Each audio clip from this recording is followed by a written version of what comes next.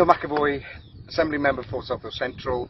I spent the day in the Vale of Glamorgan today near the Amelia Truss farm just over there. I'm with Councillor Ian Perry, I'm with Mark Howell, a local resident, and Karl-James Langford, an archaeologist. And basically where we're at, we're on a site of, I would say, desecration of our heritage. And we're going to explain why now. This area here is outlined by trenches being sectioned by archaeologists from Rubicon Heritage. This wonderful circular monument is actually a Bronze Age barrow from approximately 3,000 years ago.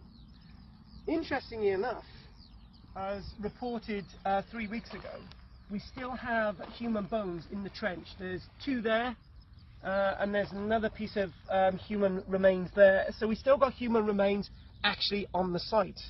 Now, of great interest to where we are within the setting of this landscape at the 5 Mile Lane, which is otherwise known as the A4226.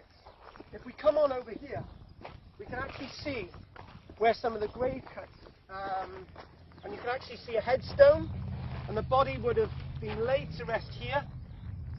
And these are actually small graves, probably for children or teenagers.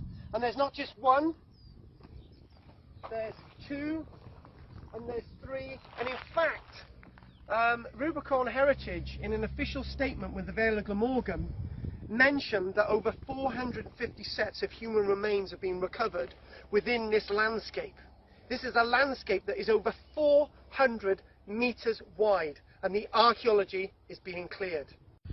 All this destruction is down to a new stretch of road which will run parallel to the existing road, which will knock seconds off the journey time and allow HGVs to travel on this road, which is currently unsuitable for HGVs, when there are alternative routes to Barry and to the airport.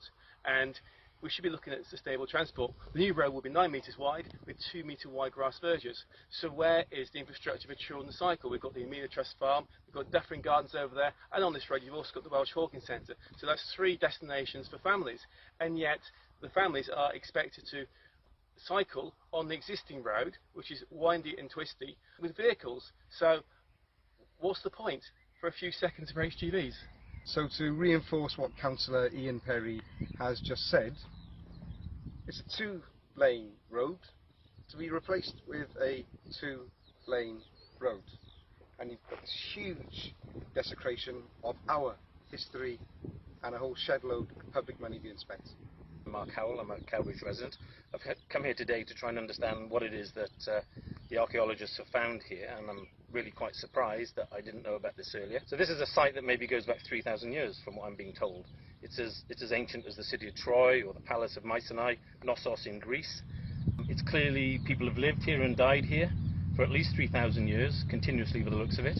We've got the remains of a massive burial ground with at least 500 or so bodies recovered from it, which suggests that, as I'm being told, that means that behind me here there would have been the remains of a very large Welsh settlement, possibly going back to the Bronze Age, Iron Age and Roman Age.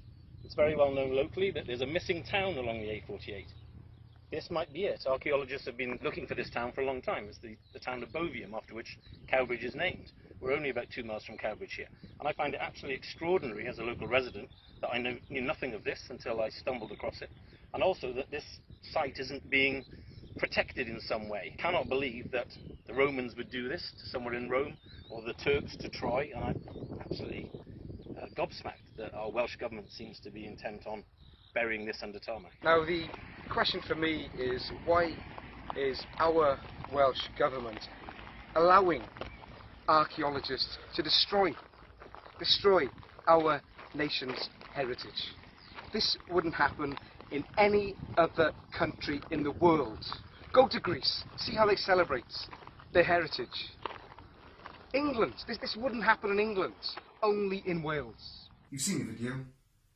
One thing I'd like to add is that they say now the site is de-risked in terms of the archaeology.